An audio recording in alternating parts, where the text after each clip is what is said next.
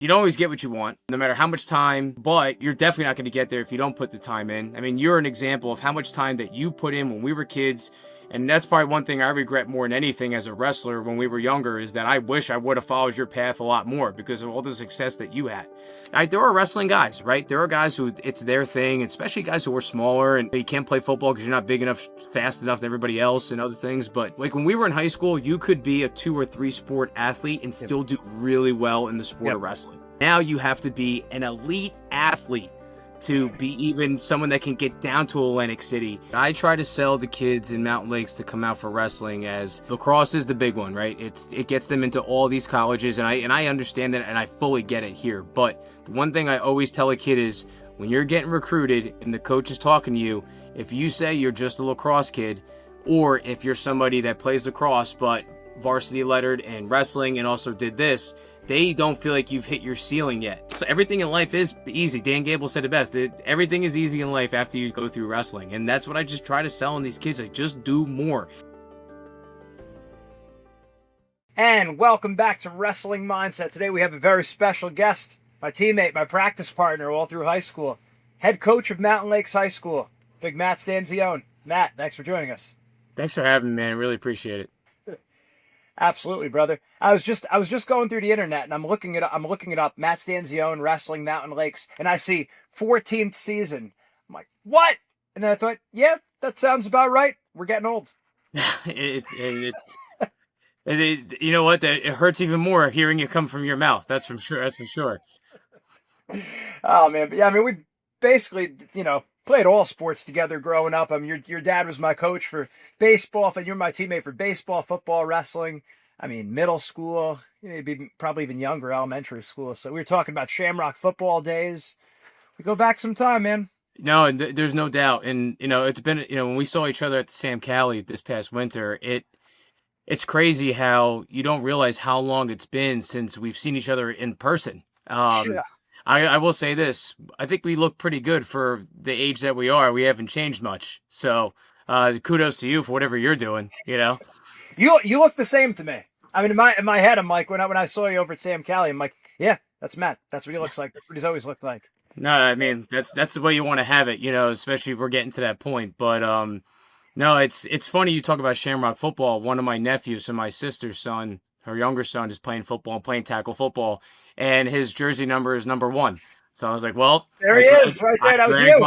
I dragged mine out, and I have multiple ones, so I gave him one of my jerseys so he can have it, even though he has a different last name. But so I kind of gifted it to him, and it was pretty surreal to see. Like we think about those days playing Shamrock football with our dads that were helping, and sometimes it was controlled chaos, and sometimes we were big time for a little bit there for that one season. We did. We were basically state finals that year. Yeah, it was a pretty sweet year. It was a lot of fun that year. Funny that even at this age, I mean, now it's like 41, sheesh. But I mean, when you say football and what your number was, number 1, yeah, of course, I know Matt's number 1. He was number 1. That was him.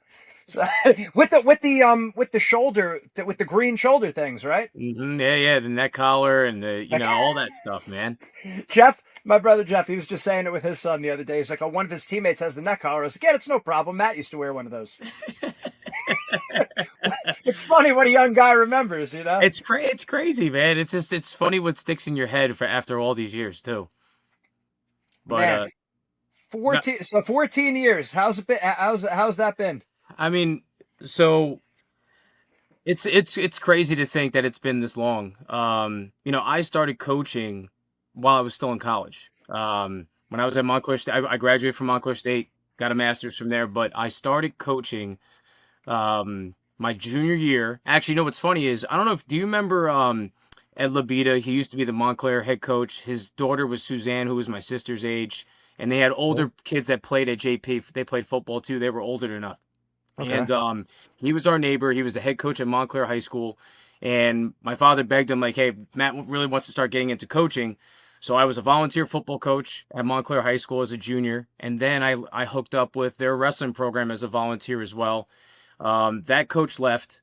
So then I ended up going to Columbia High School because the head coach there at the time was Dave Brothers, and my father actually coached him when he was in rec. So, just Well, who connections. didn't your dad coach? Who didn't your What's dad that? coach? Come on. Who didn't your dad Oh, coach? I know. Come I on. mean, he's been all over between Jersey, Louisiana, where, he's been all over the place. But so then, I did a year there. And then when Dave left Columbia after a year and went to Bernard's, he brought me on as his paid assistant for a couple of years. I did a stint as an assistant for a year at Roselle Park. Yeah. Lowy Griggy was an Yeah, assistant yeah. coach there, and he called me up, and they needed somebody, so I jumped on that for a year, which was a great experience. Learned a lot there, and then I just applied for. I mean, I'm a teacher in Parsippany, so I'm in my 20th year of teaching, if you can imagine that. 20 years I've been That in makes this. that makes sense. Well, you actually did like the normal thing and didn't do an extra 10 years in college like me. You get a job. One gets a job. Yeah, I was very lucky to get a job. I had one job interview. That's it. Wow, That's it. And I was fortunate enough you're a to get, machine, actually, I didn't get the gamer. job. I actually didn't get the job I interviewed for. They called me back like 2 months later for a job that opened up. So at least I guess I left enough of an impression for them to call me back. But so I teach in Parsippany. I've taught elementary. I've been at the middle school. I actually was an administrator. I was a vice principal for a few years, and then I got smart, went back to the classroom. And so I was just, a job opened up. It was just in Mountain Lakes. There was this job that was posted. I had interviewed once or twice for head coaching jobs just to try to get some experience, and I just interviewed and got a job. I didn't know anybody. I didn't know anything about Mountain Lakes at all. I mean, I learned that Mountain Lakes is a similar demographic to like Metuchen. So you think about Metuchen, like where we grew up, it's kind of like the same thing, a small town like that, but they're just very, very, very, very successful in so many sports. It's crazy, man, how many state championships they win. And I mean, I coach football there as well. We've won a group title. We've run multiple sectional state championships. But just the swim team, the track team, lacrosse team has won the TOC, which is now gone. But like lacrosse is the cult in Mountain Lakes, and everybody drinks the Kool-Aid there. So Mountain Lakes wrestling is low on the totem pole when it comes to first of all, the program started, I think, when we were in high school. So it's been Wow. around it's been about 20 something years. It may have started either our senior year or the year we graduated. So the program's been around for about 20 plus years. And if you think about it now, I've been a head coach there for the majority of this time, which actually They're saying gonna that name, right now they're just gonna kind of name the took me wrestling back, room out of. They're gonna name the wrestling room out of it. It's gonna be the Matt Stanzione wrestling room. which is, I just thinking about that now, like, holy I've been there longer, the longest coach through it's unbelievable. But and I learned so I was 25, 26 at the time when I got the job, and you think you have all the answers, right? You're going to change the world, you're going to fix everything, you're going to make this culture into something at Mountain Lakes, which winter sports, like I said, their swim team was very, very good. But winter sports, for the most part, were not as successful as their fall and their spring sports. It was kind of like a downtime for the athletes. And it was rough, trying to get guys to come out. I tried to ingrain myself in the feeder program. It's a lot of advice that I got, like get your hands in there. So they had a feeder program, and actually gave, like, my first couple of years gave me a couple of decent wrestlers. And then we got to a point, I will say my 6th year, where the program wasn't going in the direction which I would hope after 6 years of putting in time at their practices, high school practice, going to their meets after hours, and putting in a lot. And thank God I was doing this before I had kids, because there's no chance that's ever going to fly with your wife and the mother. So I got to a point, actually, it was the low point is at districts that year, we didn't score a point as a team. We got shut out. And I kind of was taking it really hard to me. I wasn't pointing fingers like, well, this isn't happening because I'm not getting wrestlers. I got to a point where I was like, I'm doing something wrong. Maybe this isn't, I'm not the guy. And I stepped away, actually. And my plan was, I took a year off. I didn't coach any wrestling. I still coached football at Mountain Lakes at the time, so I just did that one sport. From now until Fargo, our partners, Champion Athlete Wrestler Nutrition, the premier weight management program for wrestlers, will be offering a special Fargo nutrition program for only $350. That's $160 saving. Visit their website, champion-athletes.com, or call 800-324-1447 today. And then the guy who took over for me was my assistant. His assistant was actually one of my wrestlers that I had. He left, and I finally said, you know what, man, if you need some help, I've done a year. It'd probably be nice to be an assistant and just kind of helping. He goes, why don't you just be the head coach? And I'm like, Every time you get out, they're pulling you back in. We talked to the AD, and I said, listen, this is not me construing this. I offered to be an assistant because I know how hard it is to find assistants now, and it was late in the game. And he's like, fine by me. So then I just ended up back in the driver's seat being the head coach. And now my second tour has been longer than my first tour. And I got a much different perspective. I learned a lot how, you don't always get what you want, right? No matter how much time, but you're definitely not going to get there if you don't put the time in. I mean, you're an example of how much time that you put in when we were kids. And that's probably one thing I regret more than anything as a wrestler when we were younger, is that I wish I would have followed your path a lot more because of all the success that you had.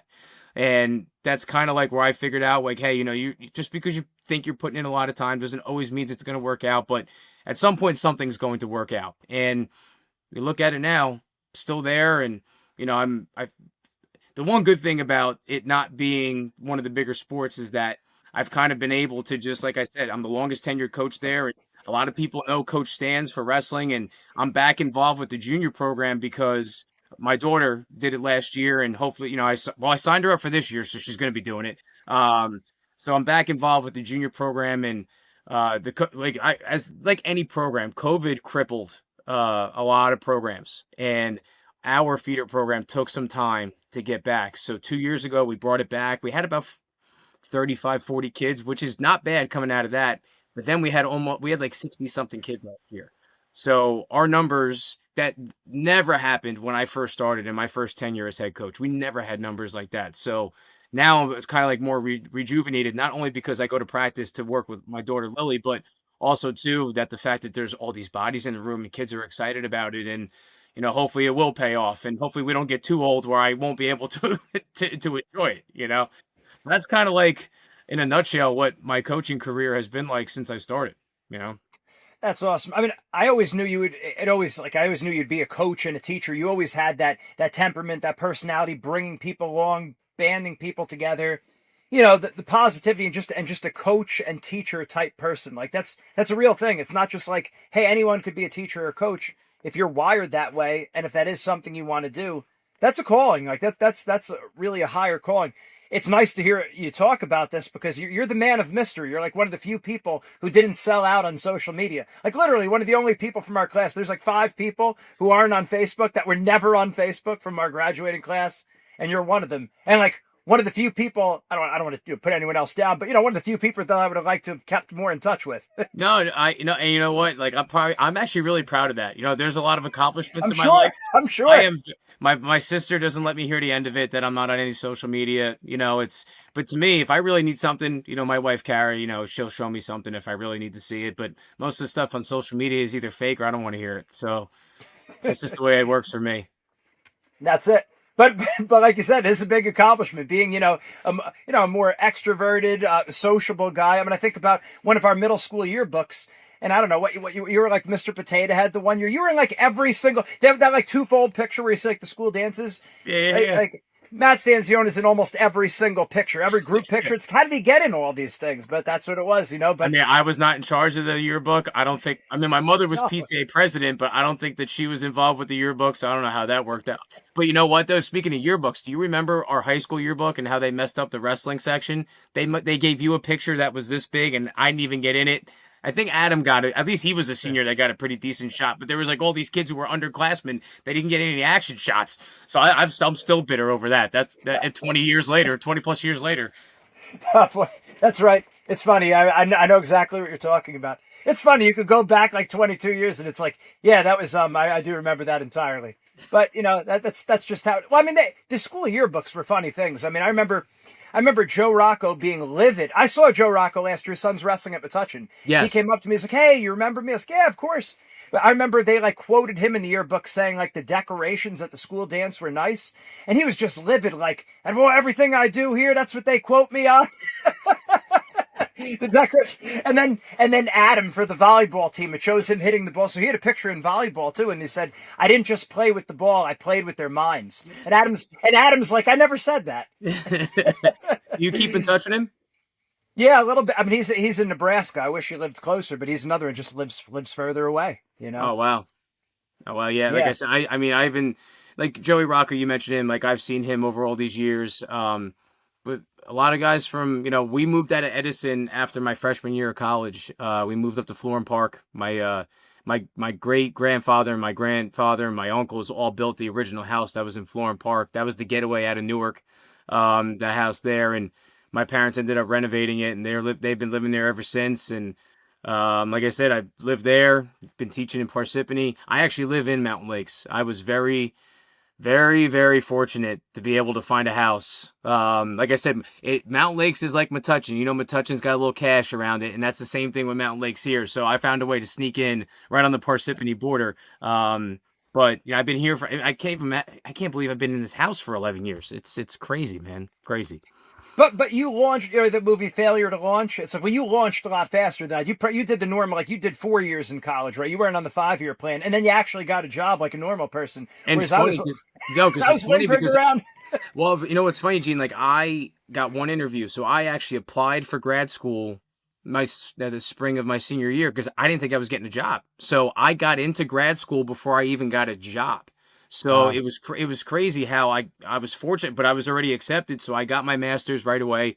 I actually ended up going back to get a few credits to get that principal certification. Like I said, as crazy as that sounds, I was a vice principal for 4 years at a middle school level in Parsippany, and then I said, what, wearing shorts and tying shoes is a lot more fun than doing this. So that's why I went back into the classroom. And I was still coaching and doing.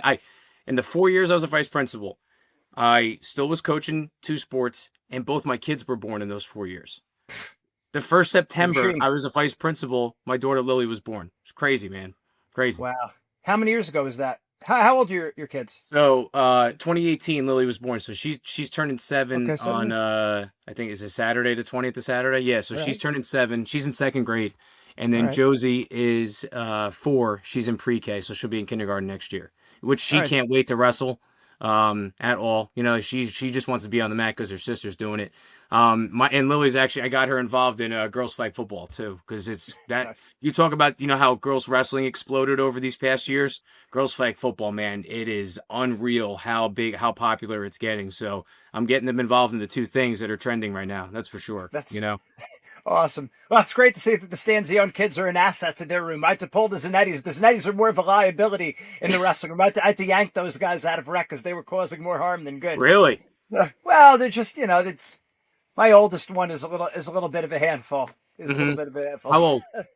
He's 6. Gene's 6.5. Yeah, he's in 1st grade, and Joseph's 5, but like a year and a half younger than him. So I've 6, 5, 4. And then a newborn, but the boys, Congrats, are the 2 oldest. Yeah, thank you. So the oldest 2 are, especially Gene. He's a little bit of a handful. I don't know where he gets it from. I thought I can't even imagine where he got it from. Oh man, unbelievable. Yes, I mean, I think so. We were mainly practice part. We drilled most of the time. Definitely junior and senior year. Maybe not freshman and sophomore. Well, all of 8th grade. We forgot. I didn't bring up 8th grade.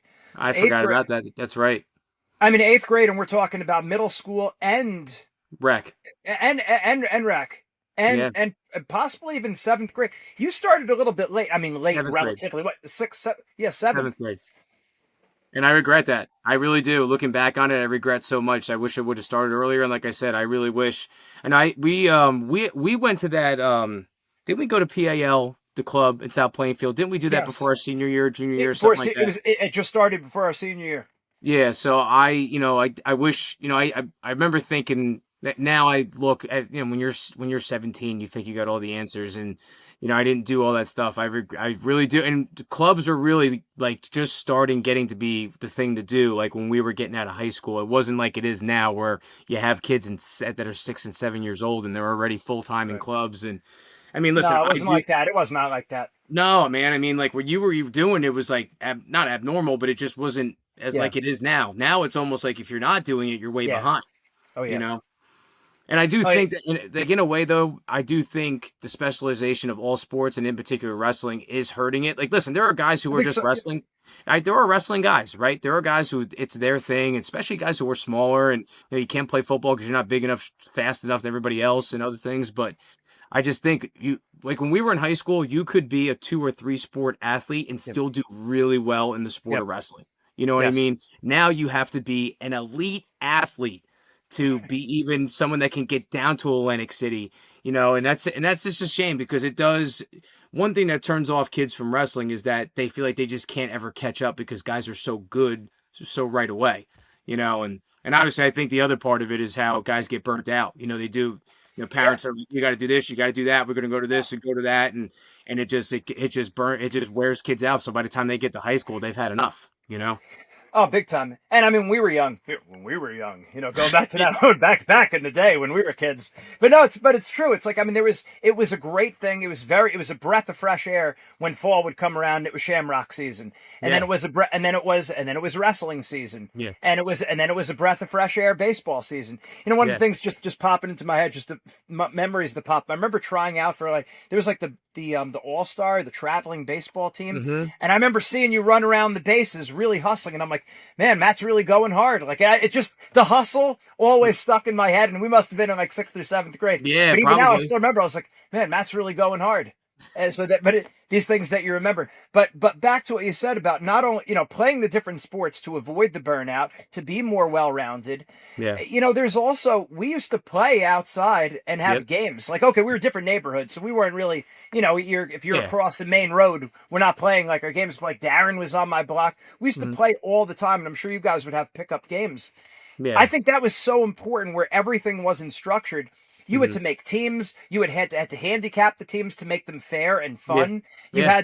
You had to make the rules. My mom would make fun of not make fun, but she would say, she's like, you guys spent more time establishing the rules than playing the game. And so, guess what? There'd be fist fights if we didn't establish those rules ahead of time. But that's good, I think, for the kid's brain to develop. And then the other thing that pops into my head, because I see it and I come flooding back with memories, I think about the Kippur Bowl.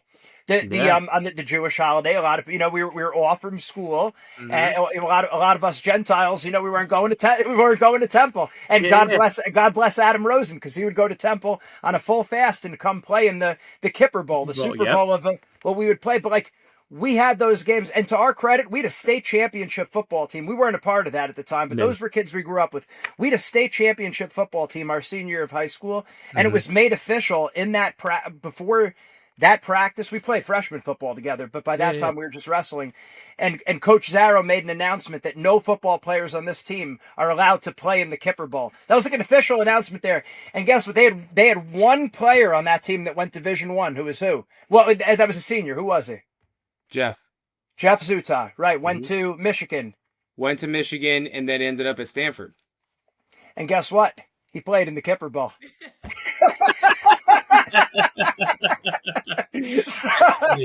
So there, if you want to make a causative link, whichever direction. But I mean, the point was, we were playing those games, and that's good for you, not only your physical development, because you could only play certain positions. I know I'm running on here, but in baseball, it's like you could, you can't pitch and catch and play the outfield. When you're playing a 3-on-3 game or a 4-on-4 game of baseball, you can play any position you want. And the same thing with football. And I just think it develops more athleticism and well-roundedness. So, what are your thoughts? I mean, I'm with you. I try to sell the kids in Mountain Lakes to come out for wrestling as, because I said lacrosse is the big one, right? It gets them into all these colleges, and I understand that, and I fully get it here. But the one thing I always tell a kid is, when you're getting recruited and the coach is talking to you, if you say you're just a lacrosse kid, or if you're somebody that plays lacrosse but varsity lettered and wrestling and also did this, they don't feel like you've hit your ceiling yet. Where if all you're doing is playing lacrosse, you're playing box lacrosse in the winter, and you're traveling all these tournaments in the fall, they're going to think well, how much more left can we work with? But if you got somebody that's playing at the same level, but yet you're doing multiple sports, you're actually more marketable. And that's what I try to sell these kids on. And plus, I can tell you right now, after wrestling, lacrosse is going to feel like a breeze physically. Now, listen, the skill set is completely different, but I mean, once you get out of wrestling, everything in life is easy. Dan Gable said it best. Everything is easy in life after you go through wrestling. And that's what I just try to sell on these kids. Just do more. And it's sometimes it works, sometimes it doesn't, but in the end, what's ever going to be successful at Mountain Lakes Wrestling is feeding it when they're younger, and hopefully we can get to that point. Yeah, and you said it right there in the end, because I'm thinking the Linkin Park playlist that would play over and over our senior year of high school. And I'm telling you, this is the truth. What the way Coach Giordano trained us, Steve Giordano trained us at JP Stevens, we had harder practices in high school than I had in college. I'm not saying that, as far as like competition, obviously it's a level up and all this, but as far as pure hard work and the way we were trained, anyone who is in that room, and I mean, and you and I, and poor Matt here to absorb the brunt of it. Here I am training for a state title, and and we're going hard the whole time. We drilled our butts off, and I mean, Yeah. I always loved the feel you gave me. We always drilled well. We always worked hard. We were pedal to the floor the whole time, both of us, the whole year. So I could certainly attest to your work ethic. Well, first of all, I want to have I'm still waiting for my credit for that third in the state that year. So whenever you want to send me my royalties, I'll give you my address or whatever you need to send me that. But no, but being serious, I use us as examples all the time with our kids. And I tell them, like, listen, he was third in the state and I was not. But I can tell you right now, you would never know the difference between the two of us just because of the way it works. It's like a choreographed dance. And we found a way that we knew each other's steps. We know how to push each other. I mean, I'm still waiting to score some points on you in practice, but the way we drilled and the way we wrestled live, I mean, listen, I was in a group where it was you and Gio and me. And all I was doing was getting the crap kicked out of me wrestling-wise the entire time.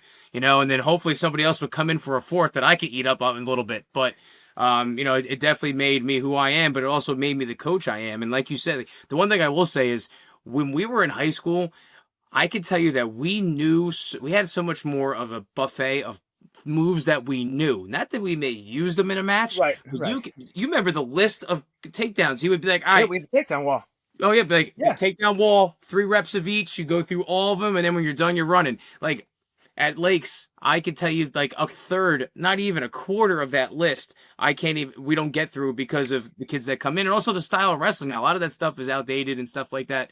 But it's funny because my father even said that to me. He's like, these kids don't even know a duck under. I'm like, Dad, I mean, I got it, Daddy. And by the way, my father has been volunteering with me this whole time too. On top of that, so he can't get away from it. So it's funny. So not last season, the season before. We had our best season in Mountain Lakes' history. We won 20 matches. I mean, we didn't beat the Peabergs of the world, but we had a great season considering what we came from. And I was fortunate that I got voted District Coach of the Year, but my father, I actually put him up because Peaberg ended up in our region that year, and they were in our district. They won, probably 11 or 12 weight classes. Like, they were just running the table. And I put my father up, 1, because the guy's been in the sport for 50 years, but 2, I just wanted our program to get recognized that we had the best season we ever had. We made the sectionals. We won a match in the sectionals for the first time ever. Like, it gets lost in the shuffle when you have a Peaberg there that just goes and competes for group titles and puts multiple kids in the state finals every year. So I was like, listen, I didn't say that I needed to win it. Who cares? But like, I put my dad up, and sure enough, not only does he win Assistant District Coach of the Year, he won Region Assistant Coach of the Year. So we didn't have a kid make it to Atlantic City that year. But my father got us down to Atlantic City, so he's down on the mat. He didn't win state or assistant state coach of the year, but he got us down to Atlantic City. It was a reason to go, Mindset Monday is brought to you by our official sponsors, Eat Clean, bro. Make sure you order today, get them delivered right to your house, check them out, and make sure you put in your discount code MINDSET. Well, I'm quite certain he earned it. Yeah, and also now again more thoughts flooding back to my head that not only do you have to have that calling to be a coach and that temperament and that desire, but you have to also have the voice.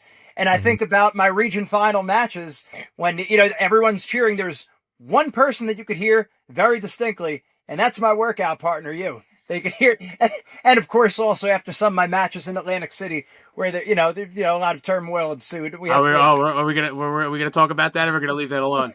We won't go into what was said. That'll be the unedited. The unedited. You'll have to edit that. But go ahead. We can talk about whatever. I told that story to somebody actually this past weekend. Someone that is coaching my nephew's rec wrestling team. He wrestled at Rutgers, and we were talking about. I was actually saying to my brother-in-law that I'm going to go on your podcast, and talk. And I was saying, and I bring up this story about what happened down in Atlantic City, and I said I've never in my life had my heart in my throat after that final whistle blew and that guy hit the stalling for 2 points. Like, I still to this day have never ever seen in wrestling. So I've been around wrestling. We've been around wrestling for all these years. I've never ever seen an official at the buzzer to give a stalling to lose the match for the kid that was winning by 3 points for the past 18 seconds. I've never in my life. I mean, and listen, you got him back at third place, and that's where the story got real good when all the things we were saying to him. But it's sometimes it's I also learned through personal stuff through sports that things happen for a reason, right? And as I truly felt like you had a shot to be in that state final and have a great match with Mangione. That would have been awesome to watch. But I could tell you that is a killer. That's like the opposite Disney story. You know how like Disney stories are always the happy-go-lucky, and you go the other. That was the opposite one where it was like, oh, I can't even believe that just happened. Shakespeare would call that a tragedy. Yes. No, but it's a happy ending, so I guess it becomes a comedy, right? But I've talked to Brady since then. We didn't actually never talked about the match, but I ran into him a few times in Atlantic City. But yeah, after we wrestled, I said, man, or after I wrestled Brady. And then you hear what ensued after. I think Matt might wrestle Brady after this. So we got. So, yeah, I mean, he would get the best of me. That's for sure. But I would go down swinging, and there's no doubt about that. Oh, absolutely. Yeah, no, but again, it's all great memories. And again, like I said, in those big matches, and I think regions, states, and I could go right back to the video. There's one voice that I hear in my head from the crowd, and that was you. And that's not saying that because, hey, we're putting on a show, let's tell everyone. No, that's actually what it was. Yeah, my wife would agree with you because she says I'm too loud. I'm very loud. So you can hear my voice. She's probably knocking from upstairs, like, would you shut up or quiet down? But well, she signed up for that because that was like that day one. That's I tell my wife, it's okay. You knew what you were getting into here. That's know, come on, you can't put that on me. And I'm fortunate because I started dating my wife when I started coaching. So literally, however long I've been coaching, that's how long I've known my wife. So I've known my wife half my life now, and that's great. She knows no different. I mean, it's so when you are a coach, if you have a significant other that understands what it takes, and then she was an athlete in high school, so she understands that portion of it too. That helps. Because the hours, the time, and then obviously it changes, and she knows that if I can be here with the kids, I will absolutely be here. But she also knows if I'm not here, it's for the reason that it's for the right reasons, and it's hard. It's a balance. But when you have someone with you that gets it, and because there's guys who end up getting divorced or end up quitting coaching because of it, It's so all encompassing because like you're giving your heart and soul to these kids. I mean, you're giving your heart and your soul first and foremost to your wife and your children. But sure. I mean, there's like a teacher and a coach is a very, very special role. I can tell you with our company, Wrestling Mindset, of course, we're helping a lot of kids. And I could tell you that, I was a school psychologist for a little while. So working an administrative role in the school, I don't envy the teachers and the coaches. That is hard work. It is very, very hard work to be at your best and to be on all the time for a wide range of people. Some of them who really want to be there, a lot of which don't want to be there, and you're trying to appeal to them every which way. You're constantly, turning your, spinning the wheels in your head. How do I get this message through to them? It just takes a massive heart for any teacher, or any coach. So it's a massive hats off. I see it. And kind of back to my story, I was saying how, I got to that breaking point where I felt like I was putting everything into it, and it just wasn't going the way I thought. And stepping away was the best decision I made. And again, it was not the blueprint. It was not the plan to just come back a year later. It just, things happen for a reason, man. Like they do. And I'm here now and, fortunate enough to be in this position and still doing it. And we'll see how long that lasts. But, yeah, man, like I said, things absolutely happen for a reason, good or bad. Oh yeah. So what do you have coming up? How do people follow Mountain Lakes? And now that I'm thinking about it, Matt, I think I have our high school poster around here somewhere. And I am gonna look for it after you tell us where can everyone follow you guys, because they can't follow you on Facebook, so that's out, or LinkedIn, because you can't find Matt Stanzione anywhere. So follow his team. I think we have a Twitter handle somewhere that I would have to find a way to get it. But yeah, I mean, one thing is have you heard of Big State Sports? Have you seen some of the stuff they're doing now? So it's a live streaming company, and they do all sports now. And so that's a big thing that if you were to YouTube Mountain Lakes Wrestling, you'll see some of our matches that were streamed.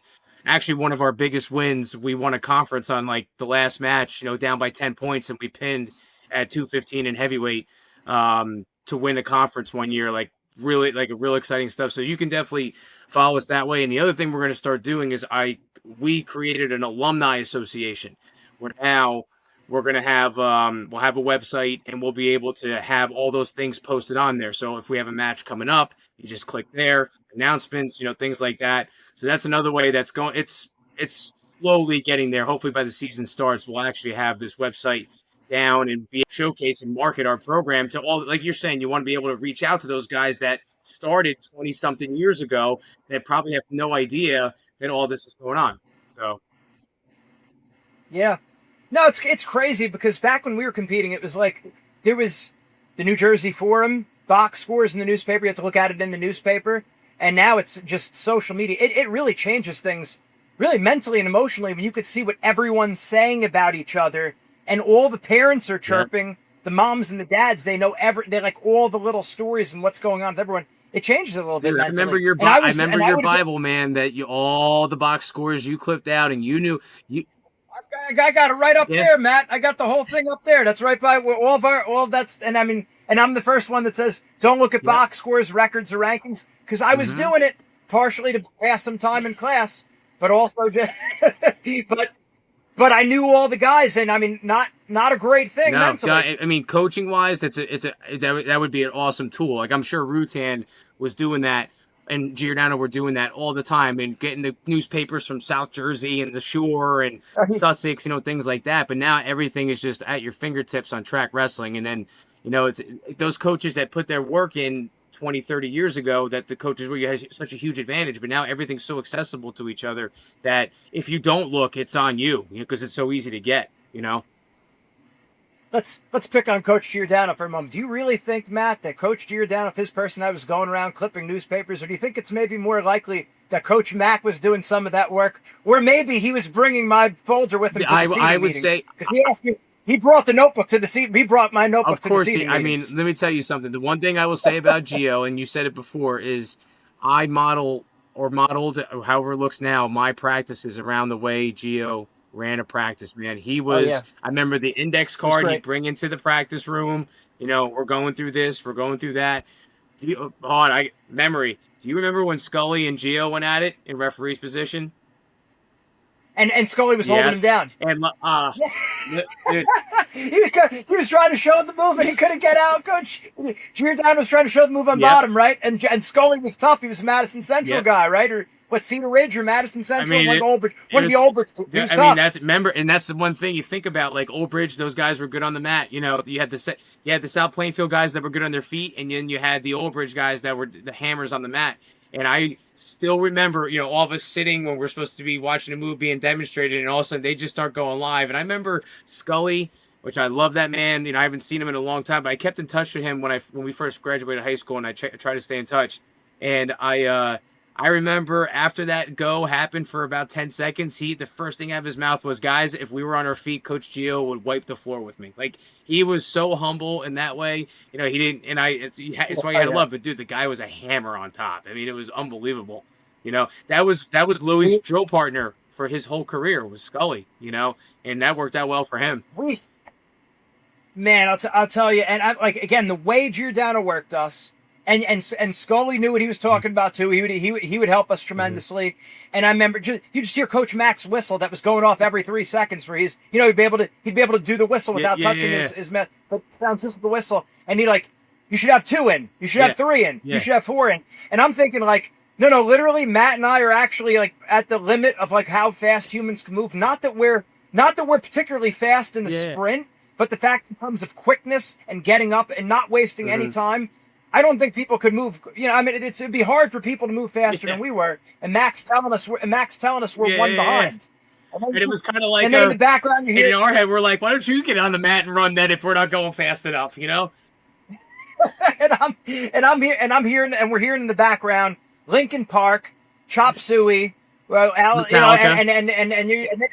Metallica, and then you're hearing, "Come on, Pistol Pete, you're killing me, Petey." Remember that was Coach Scully. Yeah. Remember, you're just and I like it's just like background noise. And I remember before every one of the practices, Coach Sheehan, we'd be out there. All right, we're moving, and it's like you were just in this zone that, like I said, at Rutgers, at Penn, and even being coached by Zeke Jones over at Penn, it's like it was just not like that what we went through in high school. It was special, man. It really was. And I know I kid, man, but I was proud of what you did in your high school career, and I was proud to be a part of it.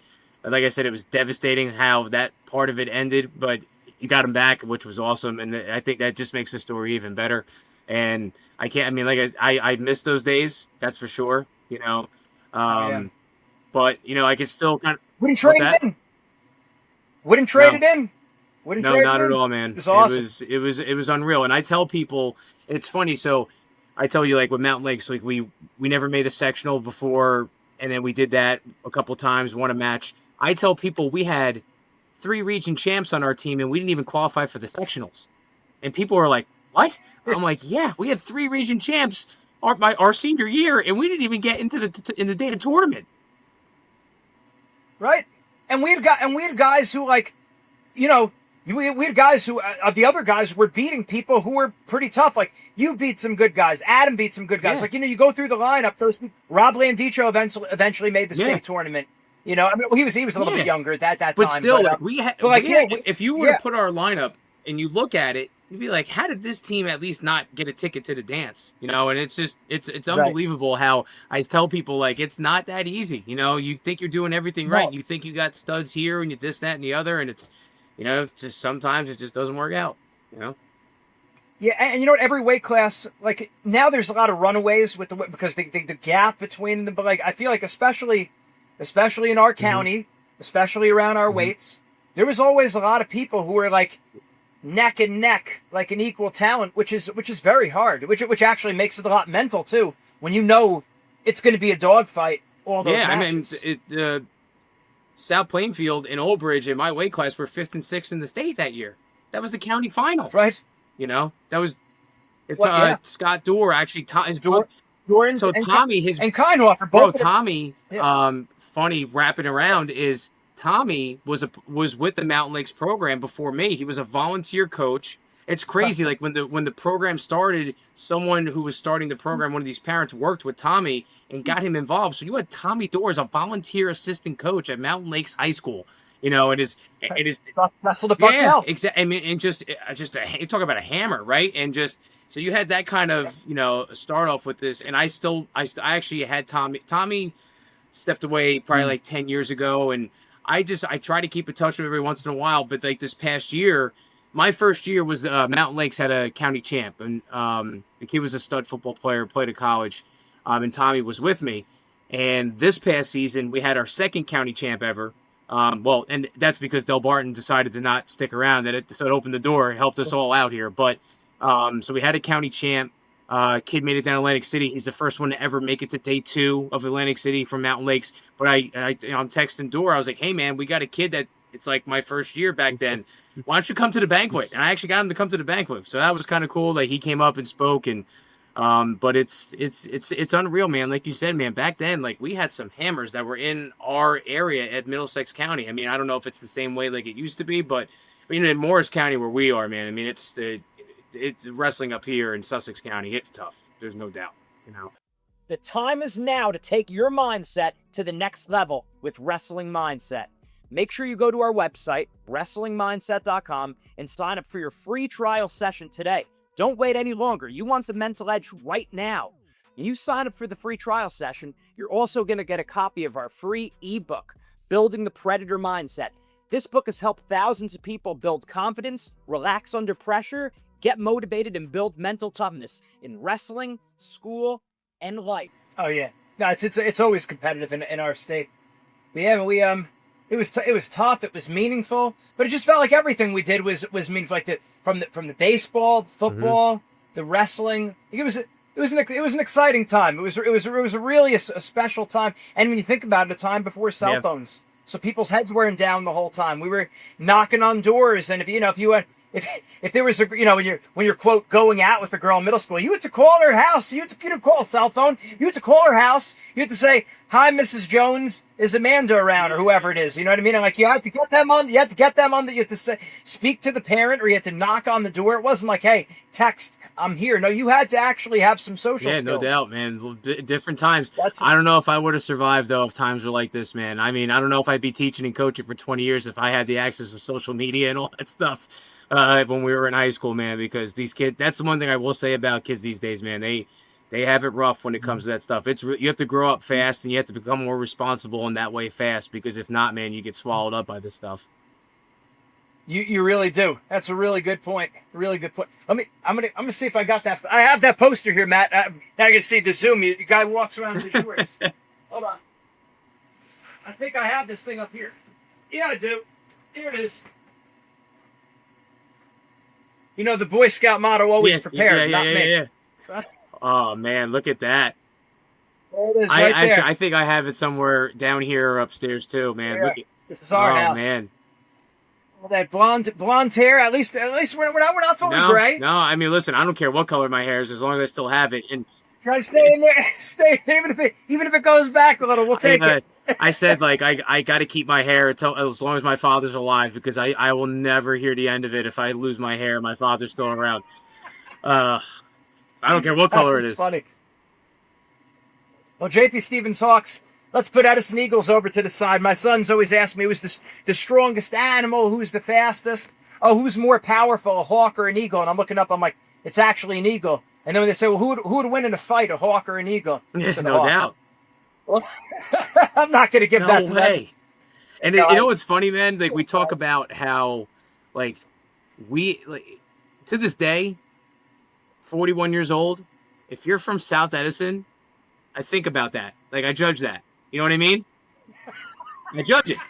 Like, oh, you're from that side of town, huh? Yeah. Like, in our town is so big, there's only certain people you can know. But it's funny how like that's not the way it really is now. There are rivalries, don't get me wrong, but like Boonton is a big rival with Mountain Lakes because they're right next to each other, two small towns. But it's not like what we had. We had a hatred for them, like a hatred. You know? Yeah. In all sports, every sport, and it doesn't matter if you were Gene Zannetti, third in the state, competing for state titles, or just a regular wrestler on the team. We hated them, and they hated us. And that's just not the way that things are now, which is, I guess, a good way and a bad way. But I don't know, man. I loved it the way we had it. You know? Listen, it's Mayor's Cup. You want that Mayor's? You want that Mayor's Cup? That's coming. That's coming with us. That's green and gold. That's not red and yellow, whatever they are. No way. But I think that also made it meaningful. Like the fact that if you take our pulse and if there was some kind of biofeedback, and we talk about the Brady story, you get a little pissed, you get a little mad. It's like, and there's something, and nothing personal to him and everything. I've talked to him since then, but you feel it. It's like, no, man, forget that. Man, I'm with you, man. But that made it fun. No doubt, man. No doubt. That's good stuff. What else do I have in this box? There you go. Right away. There's the book. Oh, man. The official 2001-2002 wrestling book. Everything. No, I remember. Highlighted. This is the kind of stuff that really did piss my mom off, because she's like, you're this organized and all your notes are this legible and your notebooks in school aren't like this. Yeah, that's how it was. I got all the the articles, the syllabus, newspapers. So I mean, I'll spare you the embarrassment. I won't read what you wrote in my yearbook. I don't know. You have a T-shirt? You have the Superman T-shirt? I don't, and I wish I did. I have it. What do I have here? What do I have here, Matt? I don't have that, but do you have this? I think I do. I think I do. I know you do. Why would you throw something like this? I think I do. Hold on. I'll be right. Give me like 30 seconds. Go ahead.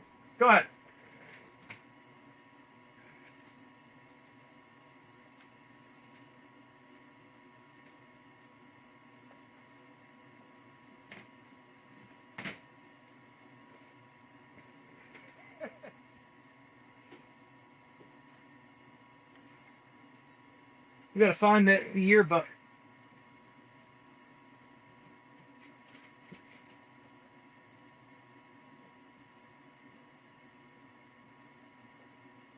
All right, let me see. All right. That's it. This is an atypical show, by the way. This is called Taking a Walk Down Memory Lane. Oh wow, that's an OG hat.